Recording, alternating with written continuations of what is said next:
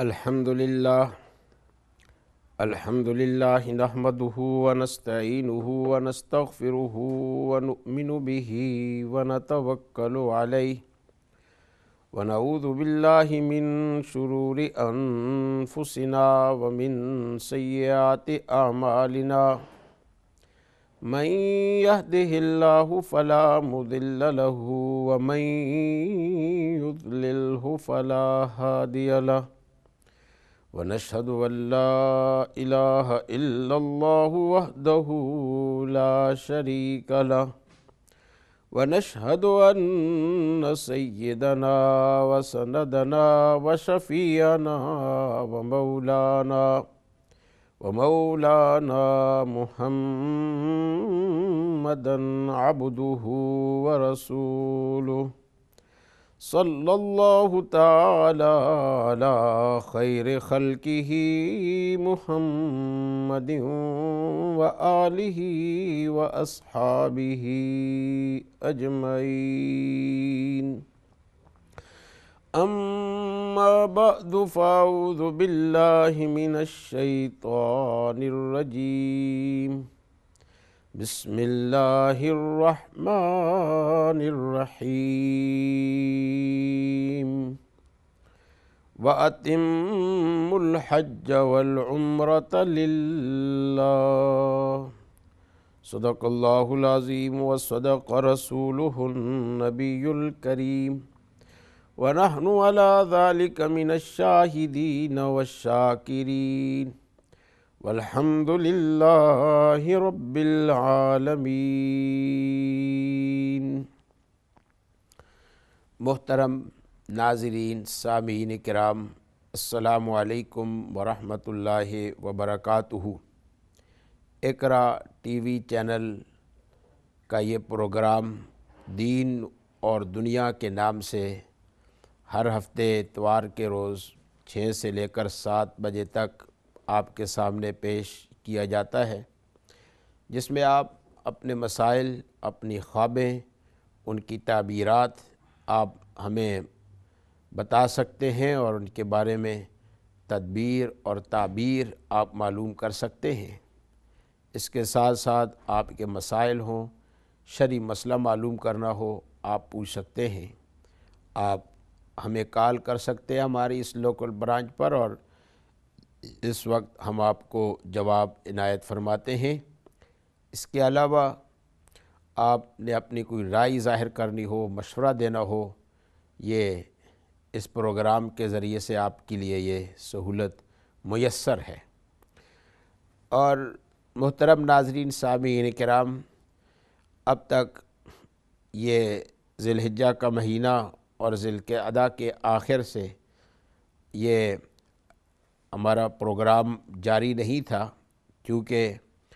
ہم میں سے اکثر ساتھی بریڈ فورڈ کی اس برانچ پر سارے مسافر تھے، اور بہت سارے حضرات حرمین حاضر ہوئے تھے۔ ذی الحجہ کے اس موقع پر حج کی عبادت کے لیے وہاں پر حاضری ہوئی۔ ان ساتھیوں میں سے میں بھی وہاں پر حرمین حاضر ہوا تھا، اور آپ سے اس پورے مہینے ملاقات نہیں ہو سکی، اور بیچ میں ہماری غیر حاضری رہی۔ بہرحال آپ حضرات اس پروگرام میں حاضر ہوتے ہیں اور انتظار میں رہتے ہیں اور رابطہ بھی رکھتے ہیں۔ اللہ تعالیٰ آپ کو جزائے خیر عطا فرمائے۔ انشاءاللہ تعالیٰ اب سے ہمارے بہت سارے ساتھی واپس آ چکے ہیں، اور پروگراموں کا یہ سلسلہ آپ تک انشاءاللہ تعالیٰ یہ آپ کے لیے موجود رہے گا۔ آج کے اس حاضری میں ہم نے چند چیزوں کی طرف اشارہ کرنا ہے۔ ایک تو حج اور عمرہ کے متعلق جو وہاں پر حاضری ہوئی، اور چند مسائل جو سامنے آئے تو ان سے آگاہی۔ پھر نمبر 2، آپ کی یہاں اور ہم سب کے یہاں حجاج کرام واپس آئے ہیں، آپ ان سے ملاقات کے لیے جا رہے ہوں گے، دعائیں لے رہے ہوں گے، دعوتوں میں شریک ہو رہے ہوں گے۔ اس کے متعلق چند باتیں عرض کر دینی ہیں، اور اس کے ساتھ ساتھ جناب رسول اللہ صلی اللہ علیہ وسلم کے عقیدہ ختم النبوہ کے متعلق پاکستان میں انتشار اور انتشار کے بعد وہاں کے حالات اور لوگوں کی توقعات اور یہ ساری چیزیں اس وقت وہ اہل علم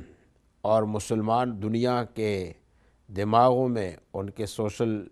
میڈیا پہ یہ مباحث چل رہی ہیں، تو اس حوالے سے بھی ہم نے کچھ عرض کرنا تھا۔ 7 ستمبر جو جمعہ کا دن تھا، 7 ستمبر کی تاریخ بھی پاکستان میں ایک اہم تاریخ ہے، اور اس عنوان سے بھی چند باتیں آپ کے سامنے عرض کرنی تھی۔ تو آپ یہ اس فہرست میں سے گزرتے ہوئے آپ نے اندازہ کیا ہوگا کہ آج کی یہ مجلس ایک ایسی مجلس ہے کہ بہت ساری باتوں پر ہم نے سیر بحث حاصل کرنی ہے اور گفتگو کرنی ہے۔ آپ کی توجہ رہے تو انشاءاللہ تعالی ہم بعض مسائل کی طرف بحث کریں گے اور متوجہ کریں گے، اور اس کے ساتھ ساتھ آپ کے جو سوالات ہوں تو آپ سوالات بھی کر سکتے ہیں اور فون سے رابطہ بھی قائم کر سکتے ہیں۔ اب آتے ہیں ہم اس بات کی طرف کہ حج یا عمرہ جو ہم کرتے ہیں، تو اس کے متعلق ایک بات یہ عرض کرنی ہے کہ یہ عبادت جو ارکان اسلام میں سے ایک رکن ہے، بنیادوں میں سے ایک بنیاد ہے، اور فرائض میں سے ایک فریضہ ہے، روزے، نماز، زکوٰۃ کے ساتھ جس کا ذکر کیا جاتا ہے، اس کی حقیقتوں میں سے ایک حقیقت یہ ہے کہ اس میں زائری زیارت کرنے والے ایسی جگہ کی حاضری دیتے ہیں جہاں پر پہاڑ ہی پہاڑ ہیں۔ تو جس جگہ میں یہ عبادات ادا کی جاتی ہے وہاں پہاڑ ہیں، کالے رنگ کے، سرخ رنگ کے، سفید رنگ کے، لال رنگ کے اور مٹیالے رنگ کے، اونچے، لمبے، چھوٹے، چوڑے، یہ مختلف پہاڑ ہیں، اور کہیں ریگستان ہے۔ چاہے مدینہ منورہ کی حاضری ہو تو وہ پہاڑوں سے چھپا ہوا ایک شہر ہے۔ مکہ مکرمہ، منی، عرفات، مزدلفہ، یہ سب کے سب یہ وادیوں کا نام ہے، پہاڑوں کے بیچ میں یہ ساری آبادیاں ہیں۔ تو پہاڑ ایسی جگہ میں یہ عبادت ادا کی جاتی ہیں جہاں پہاڑوں کا مجموعہ ہے۔ پہاڑ کیا ہے؟ والجبال اوتادا، یہ سارے پہاڑ یہ زمینوں کے اندر اللہ تعالیٰ نے میخ کی طرح گاڑ دیے ہیں۔ میخ لگاتے ہیں لکڑی پر تو دوسری لکڑی کو وہ میخ جوڑ دیتی ہے، اور میخ کا اوپر کا حصہ تھوڑا سا ہوتا ہے، زیادہ میخ کا حصہ اندر گھسا ہوا ہوتا ہے۔ وتد اوتاد، یہ پہاڑ میخوں کی طرح، جتنا پہاڑ اونچا ہے اس سے کہیں گنا زیادہ اس کی شاخیں، اس کی جڑیں وہ اندر پیوست ہوتی ہیں۔ تو اللہ تعالیٰ نے میخوں کا مجموعہ یہاں حرمین میں لگا کر کے رکھ دیا ہے۔ آج کے اس دور میں ہم بڑے بڑے ہوٹلوں میں اور عمارتوں میں جا کر کے حاضری دے دیتے ہیں، وہاں کی رنگینیں لائٹیں اور یہ گلاس آرکیٹیکچر بلڈنگیں، ان کا معائنہ سنگ مرمر کے ساتھ سجی ہوئی یہ بلڈنگیں ہم دیکھ رہے ہوتے ہیں، لیکن یہ پہاڑوں کے کناروں پر یا کہیں پہاڑوں کو کاٹ کر یہ عمارتیں بنائی گئی ہیں۔ میں عرب ساتھیوں سے یہ کہا کرتا ہوں وہاں پر کہ آپ لوگ اس وقت کینچی رکھی ہوئی ہے اور پہاڑوں کو کاٹ رہے ہیں، پہاڑوں کو کتر رہے ہیں، جیسے کپڑے کو کاٹا جاتا ہے، پہاڑوں کو کاٹ کر عمارتیں، روڈ وغیرہ بنائے جا رہے ہیں۔ تو قطع الجبال کے عمل میں مصروف۔ یہ میخیں ہیں جو اللہ تعالیٰ نے زمین کے اندر رکھی، اور یہ پہاڑ ایک ایک پہاڑ اپنی ایک تاریخ رکھتا ہے، ایک ایک مقام رکھتا ہے۔ تو ہم مکہ مکرمہ کے پہاڑوں میں سے ایک پہاڑ ہے جس کو جبل ثور کہا جاتا ہے۔ اس پہاڑ پر اللہ کے رسول صلی اللہ علیہ وسلم زندگی میں آپ صلی اللہ علیہ وسلم نے مکہ مکرمہ کے آخری دن جو آپ نے گزارے، تو یہاں پر آپ صلی اللہ علیہ وسلم نے گزارے، مگر اس کی تاریخ اور اس کا مقام اور اس کی شان آپ صلی اللہ علیہ وسلم کی آمد سے پہلے سے موجود ہے، اور وہ اس طریقے سے کہ حضرت موسیٰ علیہ السلام نے اللہ تعالیٰ کی بارگاہ میں دعا فرمائی کہ پروردگار عالم رب ارنی انظر الیک، اے میرے پروردگار آپ مجھے اپنا دیدار فرمائیں۔ اللہ تعالیٰ نے فرمایا اے موسیٰ لن ترانی، آپ مجھے نہیں دیکھ سکتے۔ حضرت موسیٰ علیہ السلام ایسے پیغمبر ہیں خدا کے جن کو کلیم اللہ کہا جاتا ہے، اللہ سے ڈائریکٹ گفتگو کرنے والے پیغمبر۔ ہر پیغمبر خدا سے گفتگو کا منتظر رہتا ہے، مگر حضرت موسیٰ علیہ السلام جب چاہے اللہ تعالیٰ سے گفتگو فرما لیتے اور اللہ ان سے واپسی میں گفتگو فرماتے۔ اللہ تعالیٰ نے فرمایا لن ترانی، اے موسیٰ آپ مجھے نہیں دیکھ سکتے اس دنیا میں، مگر آپ نے جب یہ خواہش ظاہر کی ہے تو ہم آپ کو دکھاتے ہیں کہ کیوں آپ کی جسم کی یہ آنکھ اس وقت مجھے آپ کو نہیں دیکھ سکتی۔ فلما تجلی ربہ للجبل، اللہ تعالیٰ نے ایک نمونہ دکھایا اور تسلی کے لیے فرمایا کہ نور کا ایک حصہ جو اللہ تعالیٰ کا پیدا کرتا تھا، اور اللہ تعالیٰ کے تجلیات میں سے ایک تجلی کا ایک چھوٹا سا حصہ جو سوئی کے ناکے کے برابر تھوڑا سا اللہ تعالیٰ نے پہاڑ پر ظاہر فرمایا۔ سوئی کا ناکہ بڑا پتلا سر ہوتا ہے، کپڑے سے گزارے کپڑے کو سیتا ہے، خراب نہیں کرتا، اتنا وہ باریک ہوتا ہے۔ تو سوئی کا آخر کا سرا وہ چبھے تو چبھتا ہے مگر نظر نہیں آتا، بہت ہی باریک ہوتا ہے، بہت چھوٹا سا۔ اتنا چھوٹا سا حصہ اللہ تعالیٰ نے پہاڑ پر اس کی تجلی اور اس کو ظاہر فرمایا۔ فلما تجلی ربہ للجبل جعلہ دکا وخر موسیٰ صعقا، جس پہاڑ پر اللہ تعالیٰ نے نور کے اس تجلی کو ظاہر فرمایا تو وہ پہاڑ ریزہ ریزہ ہو گیا، ٹکڑے ٹکڑے ہو گیا۔ موسیٰ علیہ السلام نے یہ منظر دیکھا تو خر موسیٰ صعقا، حضرت موسیٰ علیہ السلام بے ہوش ہو کر گر گئے۔ پہاڑ ٹکڑے ٹکڑے ہوئے اور حضرت موسیٰ علیہ السلام بے ہوش ہو گئے۔ فلما افاق قال سبحانک، حضرت موسیٰ علیہ السلام ہوش میں آئے تو فرمایا سبحانک، اے میرے پروردگار تیری ذات پاک ہے، انی کنت من الظالمین، تیری ذات پاک ہے، تو ہر شریک سے پاک ہے، تیرا کوئی شریک نہیں۔ کہ جب ایک نور کی تجلی کا ایک چھوٹا سا حصہ پہاڑ اس کو دیکھ نہیں سکتی تو آپ کی صفات کسی مخلوق میں کیسی آ سکتی ہیں؟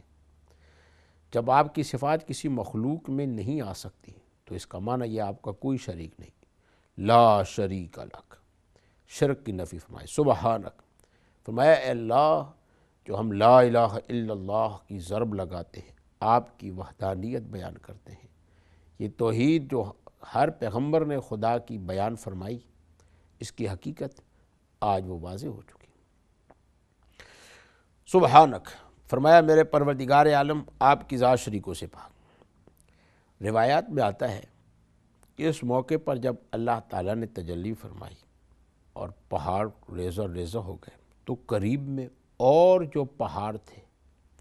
وہ بھی اپنی جگہ سے ہلے، ان میں بھی جنبش آئی، ان کے اندر بھی حرکتیں آئیں اور بہت سارے پہاڑ اپنی جگہوں سے اڑ گئے۔ جڑوں سمیت نکل گئے جہاں اللہ نے ان کو گاڑا رہا تھا۔ ان میں سے ایک پہاڑ اڑا اور اڑتے ہوئے اس نے اپنی فلائٹ لی، پرواز کرتے ہوئے چلتے ہوئے سیدھے آ کر اس نے مکہ مکرمہ میں اپنا ٹھکانہ لیا اور یہاں آ کر کے رک گیا۔ اور جہاں وہ آ کر رکا اور ٹھہرا تو روایت یہ بتاتی ہے کہ یہ پہاڑ ثور کہلایا، جبل ثور کہلایا۔ اب اگر کوہ طور کے آس پاس جہاں اللہ تعالیٰ نے تجلی فرمائی کوئی پورا پہاڑ اڑ کر نہ بھی گیا ہو، مگر کچھ پہاڑ کے ذرے ہی اڑے ہوں اور اڑتے ہوئے آ کر سیدھے یہاں آ کر رکے ہوں، تو اللہ کی قدرت سے دونوں باتیں کچھ بعید نہیں۔ روایت کی صحت اور اس کے مضمون پر کسی طرح کا کوئی کلام نہیں ہو سکتا۔ ہر چیز اللہ کے فیصلہ امر، فیصلہ کن، خدا کے حکم کے تابعداری میں سب کچھ چل رہا ہے۔ اللہ کا جب یہ حکم چلے، اذا قضا امرا فانما یقول له کن فیکون، اللہ جب کسی معاملے کا فیصلہ فرماتے ہیں تو اتنا فرما دیتے ہو جا تو وہ چیز ہو جاتی ہے۔ تو یہ پہاڑ اڑتا ہوا اڑا اور سیدھے آ کر یہاں رک گیا۔ اب سوال یہی پیدا ہوتا ہے کہ یہ وہاں سے اڑا روایت کے مطابق، یا پہاڑ کے ذرے اور نشانات اڑے اور یہاں مکہ مکرمہ میں آ کر ٹھہر گئے؟ تو یہ اتنا لمبا سفر، اتنی لمبی پرواز کر کے یہ اس کی غرض، اس کا مقصد کیا ہوگا کہ یہاں آ کر کے رک گیا؟ لیکن اگر آپ دیکھتے جائیں تو اس پہاڑ کے سفر کے اور اس کے منظر کو سمجھنے کی کوشش فرمائیں تو ہمیں جناب رسول اللہ صلی اللہ علیہ وسلم کی زندگی پر ہم نگاہ ڈالتے ہیں تو آپ صلی اللہ علیہ وسلم کبھی بھی اس پہاڑ پر تشریف نہیں لے گئے، نہ اور کوئی جاتا تھا۔ روایات میں صرف یہ ذکر ہے کہ جب آپ صلی اللہ علیہ وسلم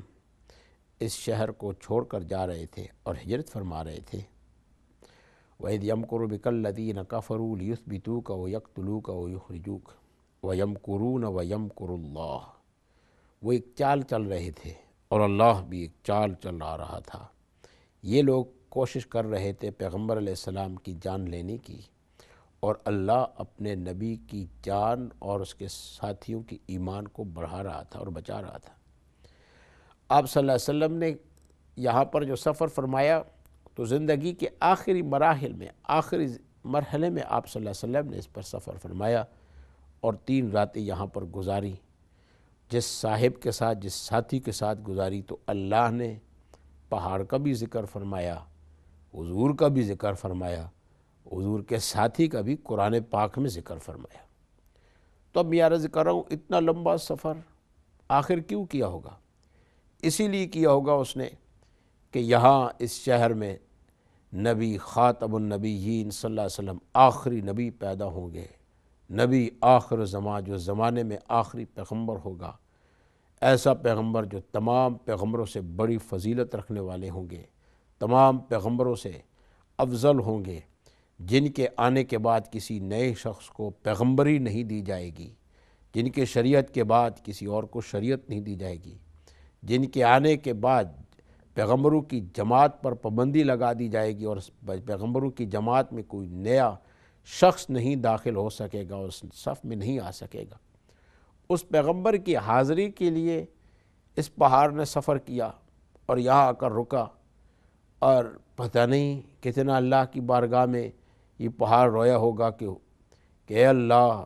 یہ نبی آخر زمان میرے یہاں بھی حاضری ہو جائے اس کی، میرے یہاں بھی یہ